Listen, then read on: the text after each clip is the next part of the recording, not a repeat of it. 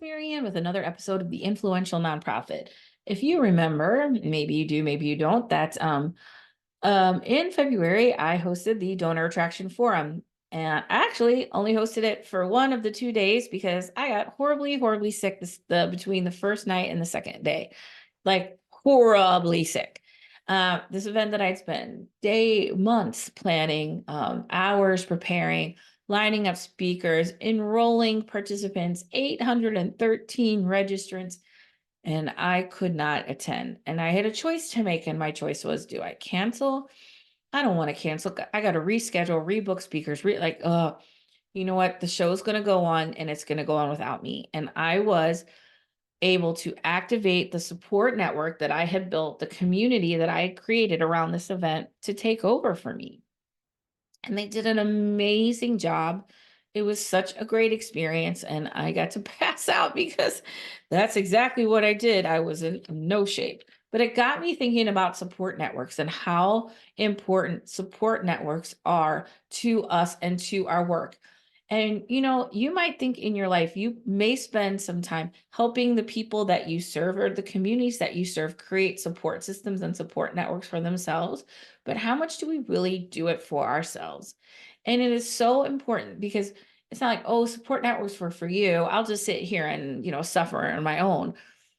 A lot of nonprofit work is, I hear people, they're isolated, they're lonely, they feel like they're carrying the whole organization on their backs, and they're not, and so creating support networks can help you stay connected, stay confident, stay grounded, stay sovereign. So much of this is, remember, we stay sovereign. It's not about the outcome, it's about staying sovereign, which means that you create, you decide, you set the pattern. No one dictates to you how you feel or your worth. You decide that for yourself. And that's a sovereignty. And what helps us stay in that is a support network. And I found out how important it was because my event turned out great. And I appreciate the people who stepped up to be like, Maryanne, we got your back. We got you. No problem. Like, thank you. And it's because I actively create a support network. Remember, people come for the cause, they stay for the community.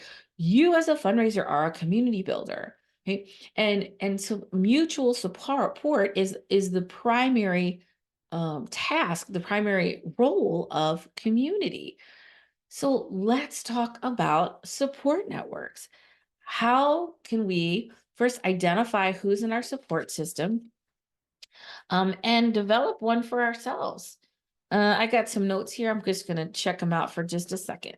You got me. Okay, so let's think about your support network. Who is in your support network right now? And I'm just going to ask you some questions to maybe to trigger some folks to your mind. Um, who is there to always make you feel good and confident? Who is the person you have the most fun with? Who's the person that you can be yourself around with the most? Who's the person that you go to when you need advice? Who's the person you go to when you need a little ass kicking? That person's going to give you the tough love. Who's the person that you go to when you are struggling with a decision? Who's the person that you go to connect you to other people? We all have somebody like that in our lives. No, oh, for me, it's Heather, my friend Heather Kemper. If she is a connector, I know I can go to her. She's going to know somebody. All these people are a part of our support network. Who do you share your good or bad news with the first? And what I have found is that by creating and maintaining support networks with these people in our lives, that then we have we can have the cup filler. It's a cup filler, right? We give from the overflow, not the depths of the well. So these things fill our cup and help us to stay grounded, stay confident, stay calm, stay open to possibility. I had a meeting with my coach, Dr. Aaron, after my event because I really wanted to sort of unpack and understand what happened to me. And one of the things that I learned is that the answers hardly ever come from inside us. So when we retreat inside ourselves, we don't really gain the wisdom that we need. It's when we go to others, and that allowing other people to care for you is a generous action. Allowing others to care for you and support you is an act of generosity. They get to have the role of the giving you the gift of supporting you. It's not a burden, just like fundraising is not a burden. It's a gift. The act of supporting someone else, of allowing other people to take care of you, is a gift. It's a generous act to allow people to take care of you. So who are those people that take care of you? And think about who they are, because you've got a team. And I want to say that a lot of the role that I play for in my course, in my Uplevel Your Influence course, is creating community, creating connection, building support networks. People get really connected during this experience. They love having a support network. And so much so that if people really want the support network, they can continue on. They can continue on with the group. And um, with my Influencers Power Circle, which is a year-long program, that is one tight-knit support network. And when I did this exercise with them and we were asking the questions, a lot of the answers were the people in that group. Who do I come to? When I have bad news or good news, or when I need to work out a problem, that would be this group that I have, that I lead. And because what I found is one of the ways that I can be valuable to those I serve is to help them create, activate, and support networks. So let's talk about how you can support your support network.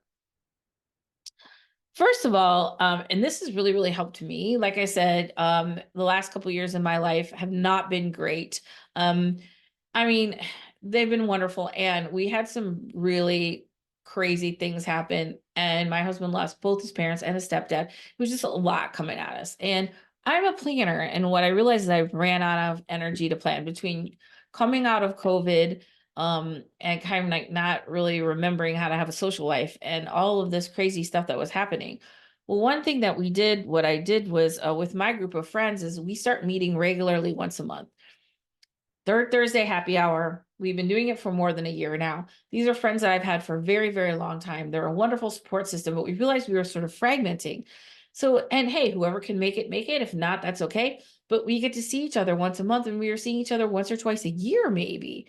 So putting that system, that planning in place, the structure of support really helps. So then you don't have to think about it. It's first Wednesday of the month, last Saturday of the month, whatever it is. That person's going to be there, or that group is going to be there. If it, maybe it's a book club and that's your priority. And also, and here's the second thing, you make it a priority. Oh, I don't have to do that. No, it's first Wednesday of the month. That's my Wednesday with Jim. And unless something catastrophic happens, we're together because we rely on that support. Yeah, there are things that I wait all month to be able to tell Jim, my best friend. And so I know if nothing else happens, yes, maybe I'll see him other times, but I know we'll have that one time a month and I don't have to worry. My husband and I, we love trivia, and we do every Tuesday we do trivia. And I love my trivia team. That got me through COVID, because we used to do it virtually for months and months until the restaurants opened back. But it seems silly, but it's actually a really valid support network. I love my trivia team. We have fun together. It's a great activity, and they are a wonderful support to me and my family. So but it's the structure. It's Tuesday, it's trivia. We're going. So finding those things that really support you and making the time and making it a priority. The second thing is, give back to the folks. In influence, when I'm a value to you, you'll be a value to me, right? It's not gimme Tuesday, it's giving Tuesday. So if I'm a value to you, you'll be a value to me. So instead of thinking like, what do I need from people? Like, how can I be a value to my friends? How can I support them? Because I know when I'm a value to them, they'll be a value to me. I don't have to worry about it. I know my needs will be met. And when I come in contribution, I know my needs will be met. And that's one of the things, like thinking about how can you be of value? How can you support the people who support you? How can you give back to them? I'm one of my love languages, I think, I don't even know if I really buy into that, but anyway, sometimes it makes sense. It's fine. But I'm a gift giver, but I give gifts like sporadically, not because it's Christmas, because I thought of a really cool thing that I want to give somebody. for my family, I told you we went through a hard time, and I made them these cutting boards, and I had a recipe for my mom's crab soup etched into these cutting boards, and I gave everybody in my family a cutting board. Um, because I really, you know, wanted to give back to them, to take care of them, to thank them. And I think, not that you have to give people gifts, for them to, but it felt right and it felt good, and I'm happy to support them. I make jambalaya or gumbo. I always give my friend Jeff a big container because he loves the jambalaya and the gumbo that I make. Just little things like that. And I think we do them almost without thinking about it, but that's how we give back to our support network. I'm gonna say a couple more things.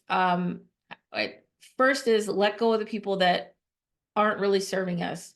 Um, Release what no longer serves us, and that can be some relationships. As we grow and develop, some relationships can grow and change too. And sometimes we tend to hang on to people that really aren't serving us in the way that we want and that we need at that time. And it's okay to let them go. It's okay to let them go, and it's also okay because when we release what no longer serves us, we make room for what does. And what does, or maybe there are new relationships you want to form based on this new version or vision of yourself, or new support networks that you want to activate. And that could look like art class, hiking, biking, or whatever. Connecting with new people is like a pipeline.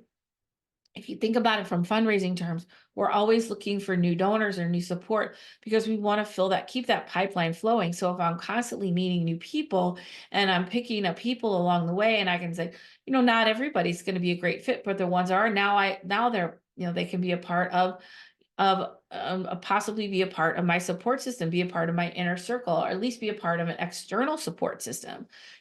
We have a support system all around us of colleagues and friends, and that we may not see every day, every week, but if something happened, they could reach out to me or I could reach out to them. And so having that secondary support system is really critical as well. So meeting new people allows to feed our primary and secondary support systems. Just like a pipeline of new donors coming in does the same as well. So it's okay to release what no longer serves us and make room for the people who do. And the last thing I want to say is that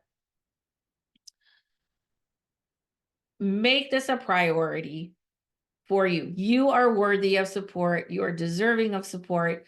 And when you make this a priority and really build your support systems, then you're going to have more calm, more confidence. You're going to feel more grounded and more stable. And the more that you project that, the more you're going to invite that into your life. My coach, Dr. Aaron, said, it's a generous act to allow other people to take care of you. So it's just like fundraising when somebody gives a gift. You're allowing other people to take care of you. And that's a beautiful, generous thing. And it's just like a fundraising gift. It's not a selfish thing.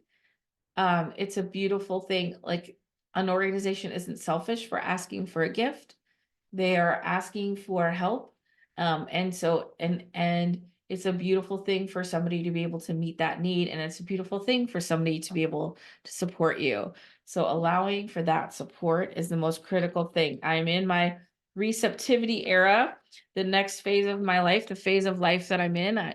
We live our life in 7-year cycles, and I am in my 50, I'm in my, I'm 58. So I'm in my 50, I don't know, 58 and the 65 era. That this is the era of allowing other people to do for me. And it's not always easy because we're the helpers, we're the givers, right? We want to be there for other people. But when other people allow to be there for us, they get to show us how much they love and care.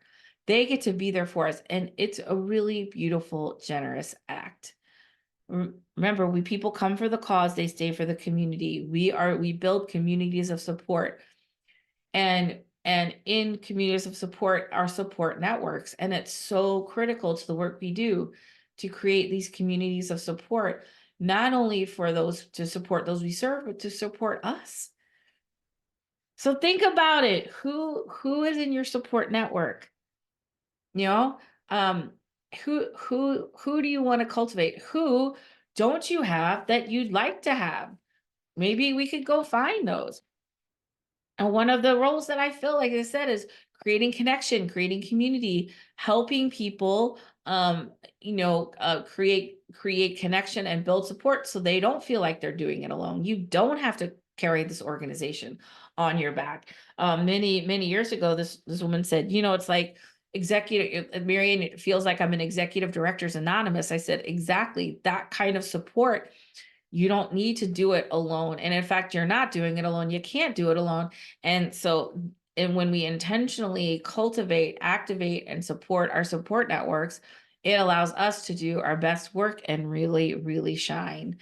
And that's it for this lesson. I would love for you to email me, Maryanne@courageouscommunication.com. Tell me who's in your support network, and why, and maybe tell me who you would like to have in your support network. And maybe I can, I know a lot of people, maybe I can be the connector for you. I would absolutely love that. Okay, that's it for this episode of the Influential Nonprofit. Go forth and build your support networks. If you haven't, or if you are looking for, I am looking to fill my fall speaker calendar. If you are looking for speakers for your conference, for your chapters, for whatever, there is a link in the my email in the show notes, and a link for you to connect with me. I would love to connect with you and see if I would be a good speaker for your organization. A little inspiration, information, perception shift, and a whole lot of fun. All right, we'll see you next time on the Influential Nonprofit.